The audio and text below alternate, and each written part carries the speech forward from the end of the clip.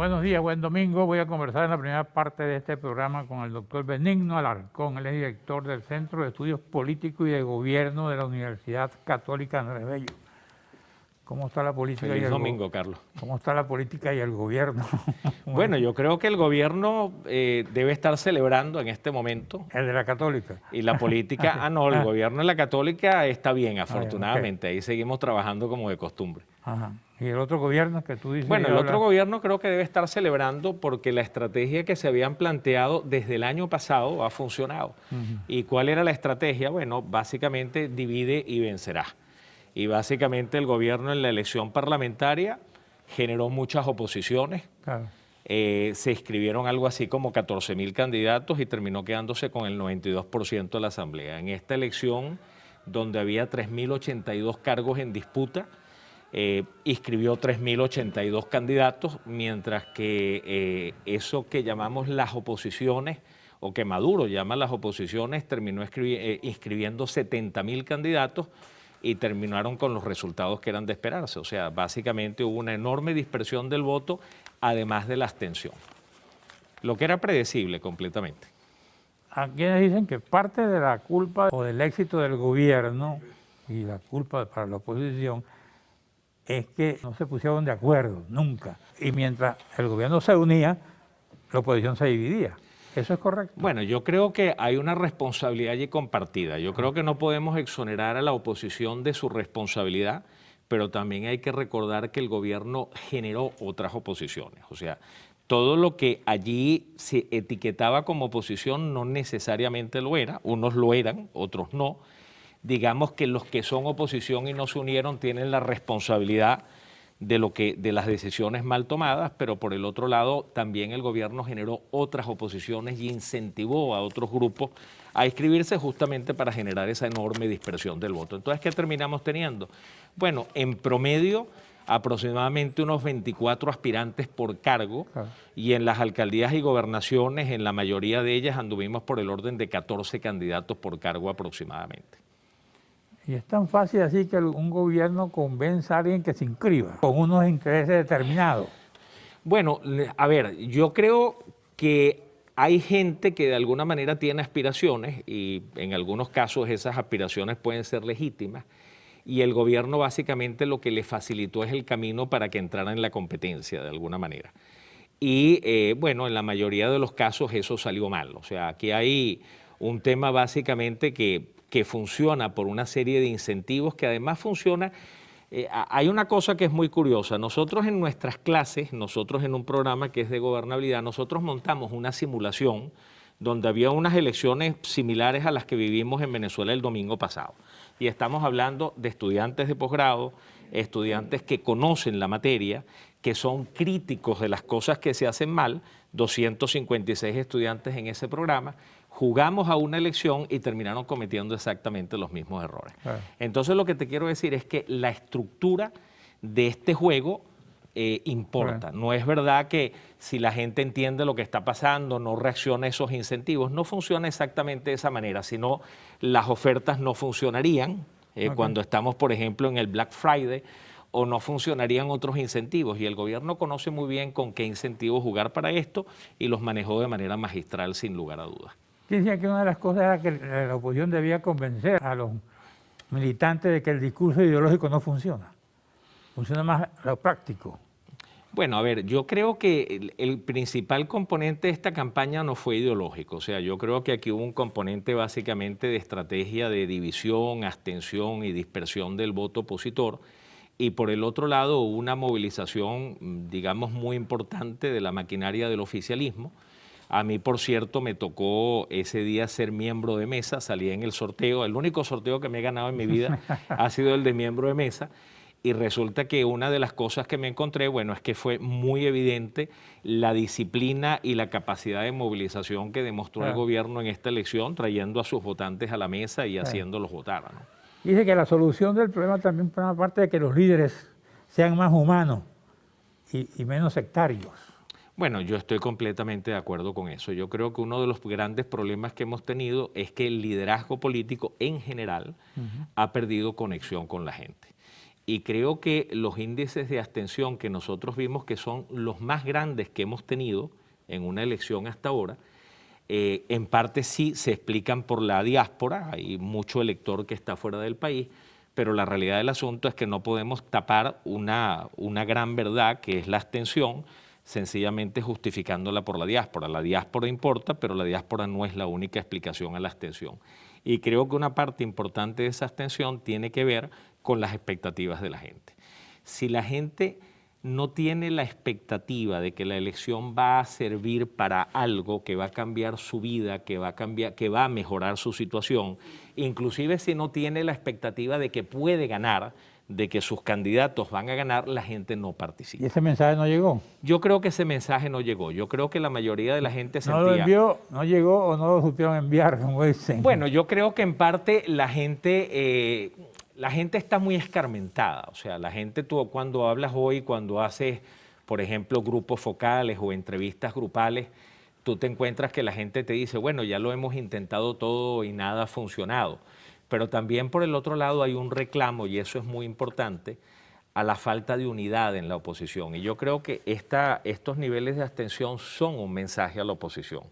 Cuando uno le pregunta a aquellos electores, y estamos hablando de grupos focales muy recientes, Carlos, cuando uno le pregunta a aquellos electores que creyeron y todavía creen en Guaidó, por ejemplo, ¿por qué no se logró ningún resultado? Te dicen, bueno, porque la oposición no está unida. Pero cuando hablas con los electores, estamos hablando de oposición, que no creen en Guaidó y que no siguen a Guaidó, ¿por qué no se han logrado resultados hasta ahora? La respuesta es exactamente la misma. Te dicen, es que la oposición está dividida, la oposición no está unida y así no se puede. Entonces yo creo que en parte de la explicación... ¿Tú sugieres Guaidó no es la solución para la oposición? No, yo lo que creo es que si no hay unidad, nadie puede hacer absolutamente nada. Y yo creo que la unidad sigue estando vigente. Hay gente que dice que la unidad no importa, yo no estoy de acuerdo. Claro. Porque los momentos donde hemos tenido algún resultado positivo es porque se ha trabajado en unidad. Que esa unidad a veces no llega por una negociación, sino porque un líder se posiciona, como Claro. fue el caso de Capriles en el 2012. Bueno, es una forma de lograr esa unidad. Pero al final del día, si no hay cohesión, si no hay coordinación, si no hay un trabajo en conjunto entre la gente que quiere retornar a la democracia, pues Claro. es imposible obtener resultados. Porque lo que decía también que por un lado los partidos tradicionales estaban divididos de los partidos emergentes, en el caso de la oposición. Bueno, yo creo que la división que se da hoy en día creo que es un poco distinta a la que tuvimos en el pasado. Ajá. ¿En qué sentido? A ver, yo trato de proyectarme un poco a lo que va a ser el año que viene. ¿Okay? Yo creo que después de lo que hemos vivido este año, el año próximo va a ser un año donde posiblemente haya un reacomodo de la oposición. Y ese reacomodo, tengo la impresión, que la línea divisoria, por decirlo así, entre unas oposiciones y las otras, va a estar básicamente en el nivel de Claro. moderación o en el nivel de radicalismo que tenga una oposición en un momento determinado. Creo que hay unos grupos de oposición que prefieren cohabitar con el gobierno, que prefieren entenderse con él, que prefieren negociar con él. ¿Cuáles son esos grupos? Bueno, yo creo, a ver, todos lo sabemos, están a la vista, ¿no? Bueno, creo que son los grupos que dicen, por ejemplo, no debe haber referéndum revocatorio, sino debemos esperar al 2024, sin hacer nada. ¿Tú qué piensas? Y por el otro lado, bueno, yo creo que hay que pelear todas las batallas y creo que si el referéndum revocatorio es un derecho constitucional, que hoy en día lo hemos medido, tiene un 80% de aprobación, bueno, alguien va a tomar esa bandera y va a tratar de activar el referéndum revocatorio. Y creo que si eso sucediera, vamos a tener unos partidos que van a estar de un lado de la raya, que van a decir la pelea la hay que continuar, no podemos quedarnos tranquilos hasta el 2024 y va a haber un conjunto de partidos que van a decir dejemos todo quieto hasta el 2024. ¿Cuál sería tu propuesta? Ya estamos terminando el programa. Bueno, yo creo que la propuesta básicamente es unidad. Yo creo que es fundamental que aquellos opositores que de verdad lo sean, no aquellos que simplemente se ponen la etiqueta para capturar. Es la unidad, pero no, para capturar. ¿A quién unir? Bueno, yo creo que hay que unir a todos los sectores que creen en la democracia, Carlos. O sea, yo creo que lo que no podemos seguirnos permitiendo es que gente que quiere lo mismo terminen divididos porque solamente con eso le estamos haciendo la tarea al gobierno y a nadie más. Entonces yo creo que algo que es fundamental es que quienes verdaderamente sean demócratas unan sus fuerzas. En los grupos que se etiquetan como oposición, no todos son demócratas. Y esa diferencia ya hay que hacerla. Quienes no lo son tienen que quedar afuera. ¿Tú crees que en el partido, por ejemplo, Acción Democrática, COPEI, hay la división esa y no son demócratas? Yo creo que, a ver, yo tengo un caso mucho más claro. Ajá. Yo creo que, por ejemplo, aquellos diputados que en el año 2020 se prestaron a la jugada del gobierno para tratar de impedir incluso que algunos diputados entraran a la Asamblea a votar por la junta directiva que quisieran, pero que entraran a votar, evidentemente no están del lado democrático. ¿Por qué Capriles le dice aquí, a tu juicio, tú que eres analista, me dice aquí en Noticiero Digital, Capriles sobre la participación del 21N, el gran derrotado del gobierno, el madurismo? ¿Qué dice ahí? Bueno, yo creo que es una visión equivocada, lamentablemente. Yo creo que el gobierno, todos sabemos que el gobierno es minoría. Todos sabemos que la oposición es mayoría. Todos sabemos que el 70% del país quiere un cambio político. Entonces, que la oposición... Y ese 70% que la oposición, no votó. Si quiere un cambio, no va a votar. Bueno, en principio un porcentaje muy grande no votaron, pero que la oposición haya sacado más votos o las oposiciones hayan sacado más votos que el gobierno no es ningún descubrimiento, no es ningún milagro. Lo raro sería que sucediera lo contrario. Yo creo que la estrategia del gobierno de dividir a la oposición para convertirse en una mayoría relativa funcionó. Tuvo éxito. Y va a seguir funcionando mientras la oposición no sea capaz de ponerse de acuerdo. Como diría alguien, ¿con quién estás tú, compañero? Yo estoy con la democracia. Yo estoy con la democracia. Yo creo que este país, esto que estamos viviendo, no puede ser un destino. Yo creo que esto es un accidente en el camino y nosotros tenemos derecho a volver a vivir en democracia. Gracias a Benigno Alarcón, gracias a usted, amigos televidentes. En la próxima parte voy a conversar con Stalin González.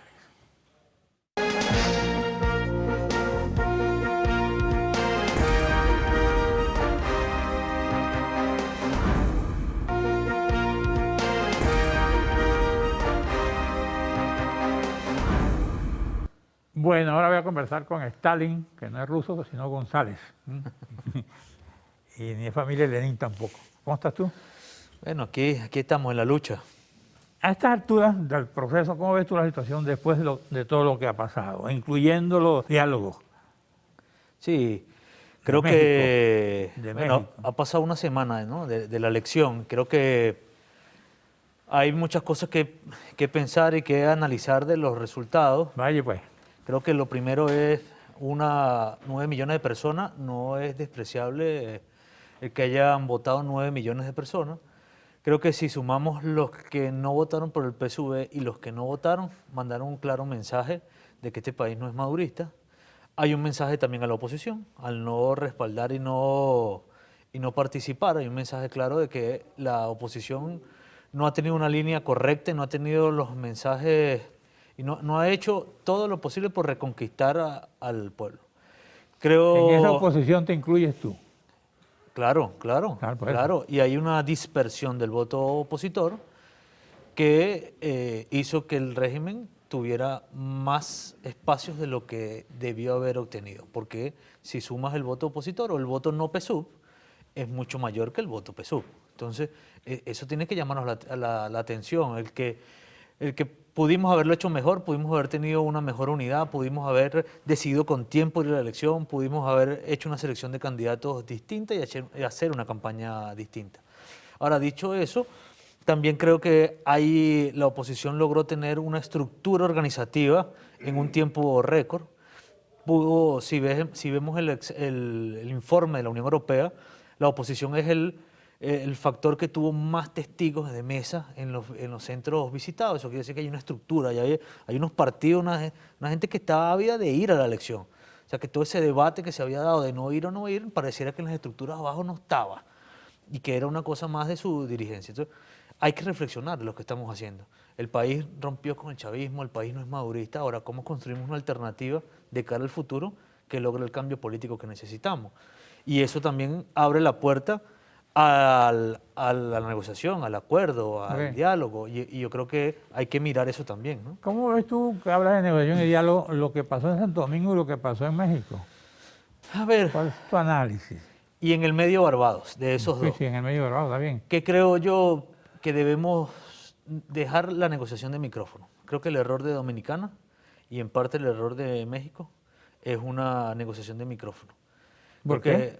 Porque era mucha declaradera Ah. y poca búsqueda del acuerdo. Creo que Mucho- Barbados fue mucho más... ruido y pocas nueces. Sí, porque Barbados, que yo estuve en Barbados, creo que Barbados fue más discreto y entramos más en profundidad. Ahora, ¿qué es necesario? Reactivar México. Creo que México hoy tiene el apoyo de la comunidad internacional, de los diversos sectores de la comunidad internacional que apoyan a unos o a otros. Creo que hay que empezar a buscar los mecanismos, los incentivos y los pasos suficientes para reactivar eso. Reactivar México con Estados Unidos incluido. Claro, con todos incluidos, con todo el que quiera aportar en la búsqueda de una solución. Ya. Y ahí hay que buscar cuáles son los incentivos, qué es lo que el gobierno, el régimen necesita para reactivar eso, que la oposición tenga un objetivo más claro, pero el país necesita un acuerdo. O sea, no va a haber recuperación económica si no hay un acuerdo, si no hay Estado de Derecho, si no hay poderes independientes, si no hay legitimidad. Ninguna inversión va a venir al país Claro. si no hay seguridad jurídica. Y eso lo necesita el país. O sea, Claro. el país necesita una economía fuerte, no una economía de comercio que tenemos hoy. Claro. Necesitamos industria, necesitamos producción. Y eso solo se logra con inversión y seguridad. Ahora, en toda organización política y también económica, tú necesitas liderazgos. Y uno se pregunta, ¿dónde están los líderes que puedan conducir el proceso que gente como tú en la oposición aspiran?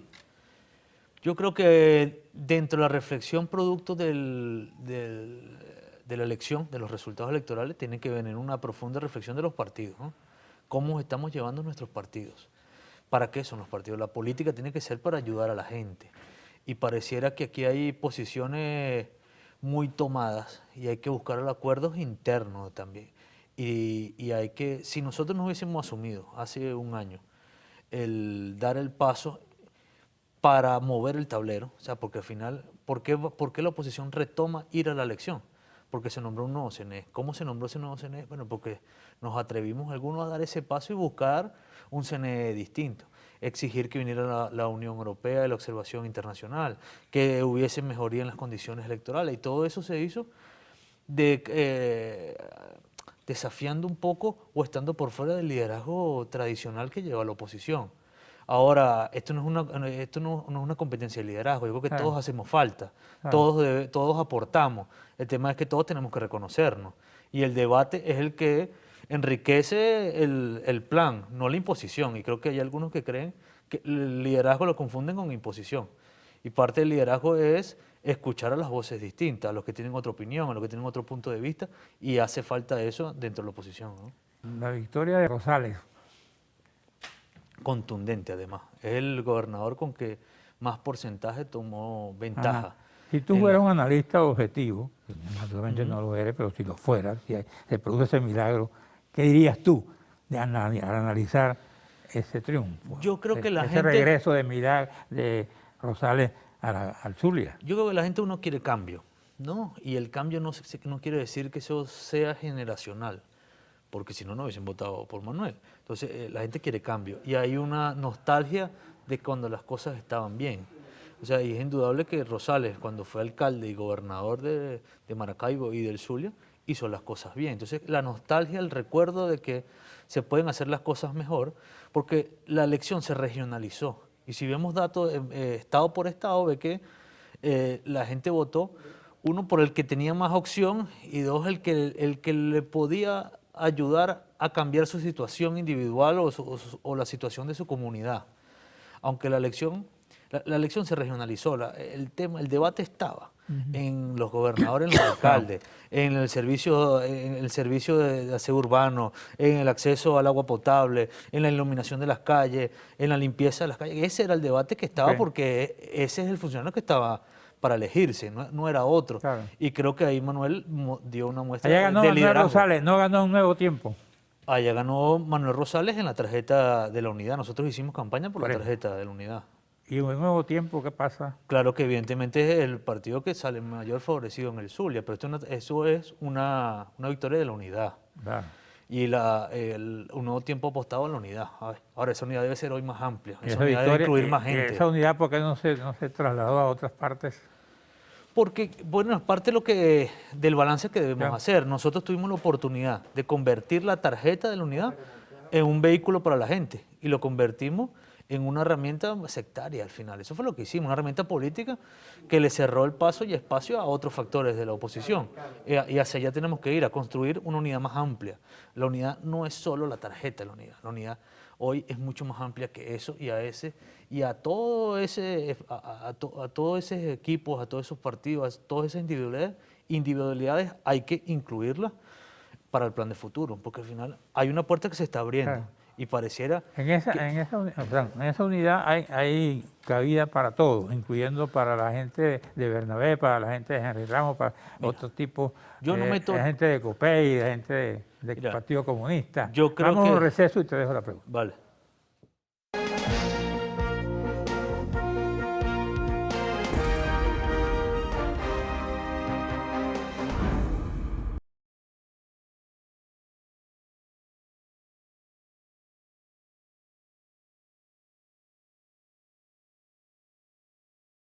Estás viendo Diálogo con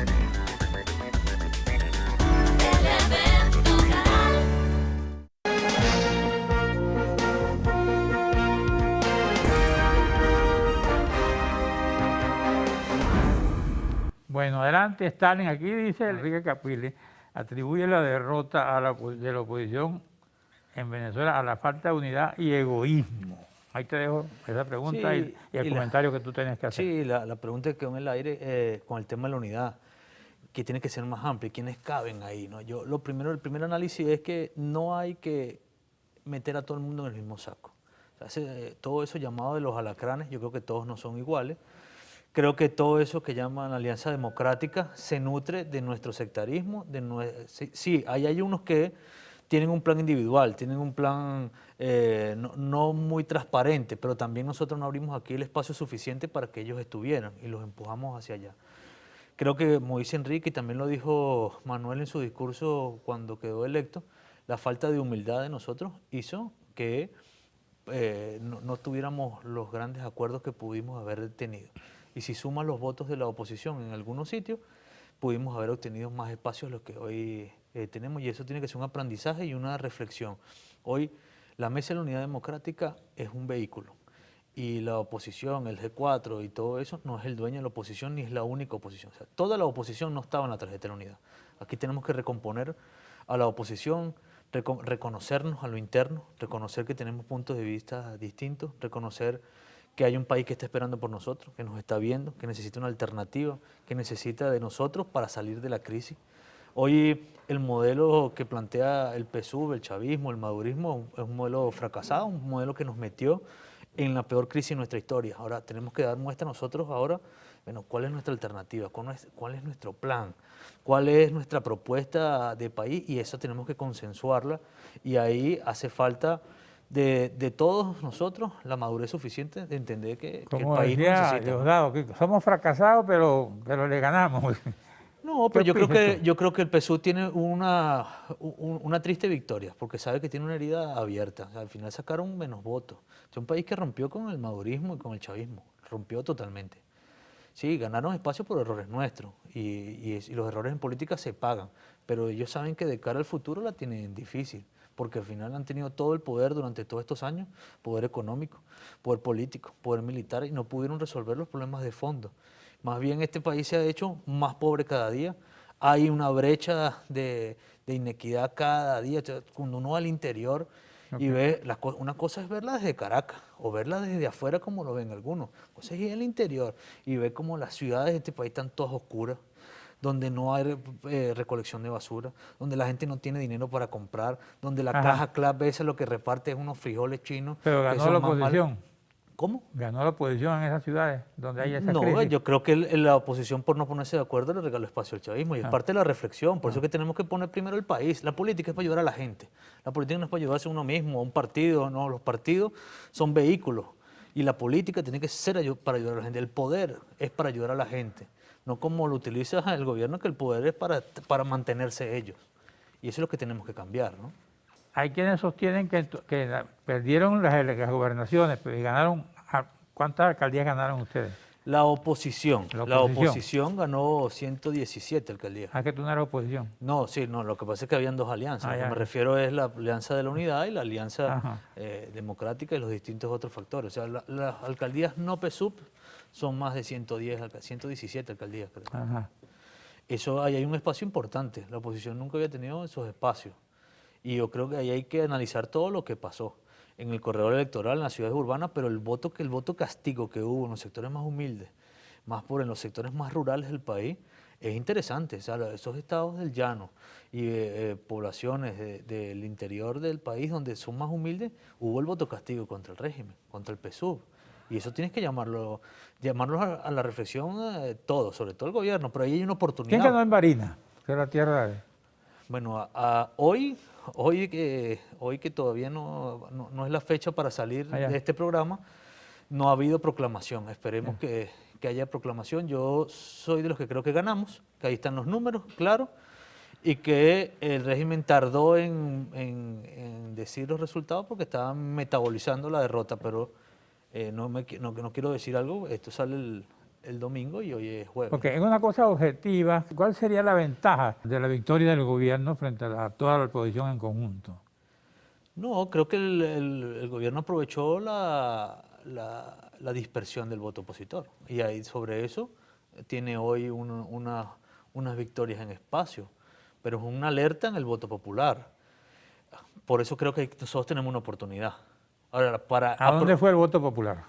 el voto popular estuvo en el voto no PSUV. Si tú sumas los votos que sacó la MUT, Pero se fue ese voto a la oposición. no, creo que la oposición tiene ahí ahí hay dos maneras de verlo. Uno, los que se abstuvieron. ¿Quién se abstuvo? Hay una abstención estructural. En este país, en la elección presidencial más participativa, votó el 80%. Entonces, nunca vota el 100%. Dos, hay una diáspora. ¿Cuánto es la diáspora? Entonces, hay que ver la abstención de dos maneras. Los que se abstuvieron por decisión para castigar a la oposición y los que se abstuvieron por decisión de castigar al gobierno. Claro. Esos son dos tipos de abstención que hay que ver. Pero lo cierto es que 9 millones de personas votaron y la mayoría de este país no votó por el PSUV. Y ahí hay toda una oportunidad para el cambio político que el país necesita. Claro. Y hacia allá tenemos que apuntar. Oposición obtuvo más votos en las zonas rurales y menos apoyo en las ciudades, según Héctor Briceño. Es un politólogo, ¿no? Más dispersión. Yo ahí lo que le agregaría es que el voto en las ciudades, en los centros urbanos, fue disperso en la oposición. Como la oposición no logró los acuerdos que necesitaba, por ahí se coló el PSUV. Pero lo interesante aquí es que la oposición creció en los sectores más rurales. Y eso es... Ok. Este país rompió con el chavismo. Y ahí es la oportunidad que tenemos. Tú vas a seguir actuando en política, vas a seguir interviniendo, vas a seguir dando consejos, vas a seguir en reuniones de estrategia. ¿Cuál sería en el futuro la estrategia que recomendaría Stalin González? Porque aquí, por ejemplo, Tomás Guanipa dice, toca revisar la ruta, unir al ciudadano a la esperanza del cambio, como si eso fuera tan fácil. Claro, no. Uno, creo que hay que seguir en la ruta electoral y considerar el voto como una herramienta de cambio. Hay ¿no? quienes piensan en otra ruta que no sea electoral. Bueno, pero es que aquí Te pregunto, ¿hay quienes piensan en una ruta? sí lo piensan, y yo creo que ha sido un error, y ha sido mi debate durante los últimos años. Donde la oposición crece más es en la ruta electoral. Y hay que usar el voto, más nunca debemos salirnos de esa ruta, porque es donde crecemos. ¿Cuál es lo otro? La unidad. La unidad es una herramienta, no es un fin en sí mismo. O sea, la unidad no es una foto. La unidad es que compartamos objetivos, compartamos estrategias, compartamos planes. Esa es la unidad, no ponernos juntos en una foto. Entonces, el voto como una herramienta de lucha para lograr que sea una herramienta de cambio, una unidad como una herramienta y lograr el cambio político que el país necesita, ¿no? Por cierto que las elecciones estas dividen a todo el mundo. Por ejemplo, aquí está Rusia apoyando las elecciones, aquí está Canadá diciendo que rechaza las elecciones regionales del 21, no fueron libres ni justas. Mira, ahí Y está el informe. Rusia dice que sí fueron libres y justas. A ver, nadie dice que fueron libres y justas. Ahora, lo que sí yo creo que uno no abandona. Rusia dice. No, o sea, lo sé, pero digo, hay Canadá es que no dice. la Unión Europea, por ejemplo, Ajá. vino al proceso y habló sobre el sistema y habló sobre el voto electrónico y dijo, lo bueno que es el voto electrónico, pero también dijo lo malo que es el ecosistema donde fueron las elecciones. Por eso había que luchar porque hubiese observación internacional, porque el problema no es el sistema electoral, el voto, la máquina. El problema es el ecosistema donde hay abuso de poder, no hay separación de poderes, utilización de los recursos del Estado, control de los medios de comunicación. Eso es lo que tenemos que luchar. Eso es lo que quiere decir la Unión Europea cuando dice que en sus conclusiones que no hay garantías electorales, ni se respeta el Estado de Derecho. ¿Eso es verdad? Es A tu que juicio. no hay separación de poder en este país. En este país no hay separación de poderes. Y esa es la lucha que tenemos. Y por eso tenemos que lograr un acuerdo, sea en México o donde sea. Este país necesita instituciones que no tengan problemas de legitimidad. Necesita instituciones reconocidas por todos los venezolanos y por toda la comunidad internacional, para que puedan venir la inversión extranjera, para que podamos tener confianza en nuestras instituciones. Todas esas cosas son verdad. Ahora, la Unión Europea también reconoció las bondades del sistema, que el sistema electrónico era muy difícil cambiar la voluntad del elector, que la herradura estaba totalmente hecha, que hubo mejores garantías que en otros procesos, en términos electorales, pero el tema es el ecosistema político en el cual se da la elección. ¿Tú conoces a Lady Gómez? Sí, claro. ¿Por qué perdió? Y hice todo el esfuerzo para que nos pusiéramos de acuerdo, incluso yo hablé con ella. Y hablé con Henry Falcón, a ver si buscábamos lograr un acuerdo. Claro. Perdió porque no hubo acuerdo, y eso es una lástima. Hay gente que ¿Henry Falcón tiene culpa en esto también? creo que todos tenemos culpa. Todos no hicimos lo suficiente, Lady, Henry, nosotros, Falcón me refiero, no hicimos lo suficiente para ponernos de acuerdo. Eso es lo que pasó. Ahora tenemos que reflexionar. En la oposición Cuando tú perdimos dices todo. no hicimos lo suficiente para ponernos de acuerdo, es que hay otros intereses ocultos que la gente no conoce que impiden ese reencuentro. Yo creo que hay posiciones que no sé, la política es dinámica. La política no es lineal, pues si no, no fuese política. Claro. Entonces, la política cambia. Y creo que ser maximalistas en nuestras posiciones no nos ayuda. Pudimos haber sido sin golpear nuestros valores, sin golpear en lo que creemos, pudimos haber sido mucho más prácticos y pragmáticos para lograr mucho más espacio. Bueno, aquí dice tú, Stalin González, en El País, debe ser una entrevista que te hicieron, no planteamos a Maduro que se renuncie mañana, pero tampoco que se quede toda la vida. ¿Eso lo dijiste tú? Es ¿Lo que parte de sostienes? la gente cree que un acuerdo es para que Maduro renuncie mañana. No, aquí nosotros necesitamos una elección libre, una elección justa. O sea, la negociación no es ni para que Maduro se quede toda la vida, pero tampoco es para que mañana se vaya. Bueno, ¿cuál es el tiempo para poder lograr una elección que todos participemos, que todos creamos, que le demos la legitimidad suficiente? Ese es el tema. ¿Cuál es el punto de acuerdo para lograr avanzar? Ok. No, gracias a ti Si las elecciones fueran mañana, ¿por quién votarías tú? por la unidad. ¿Y quién? ¿En la unidad? Hay que hacer primarias para decidirlo. ¿Y cuándo hace la primaria? Bueno, que construyamos, eso es parte de lo que tenemos que discutir. Primero tienen que pasar la secundaria. No, pero es parte de lo que tenemos que discutir. ¿Cómo va a ser las reglas de juego de aquí en adelante? ¿Y hay intención de discutir eso? Tiene que haberlas y hay que trabajar para eso. Todos tenemos que ayudar a eso. Bueno, gracias, Stalin. No, gracias a ti. Gracias a usted, amigo televidente. Nos veremos aquí el próximo domingo a esta misma hora.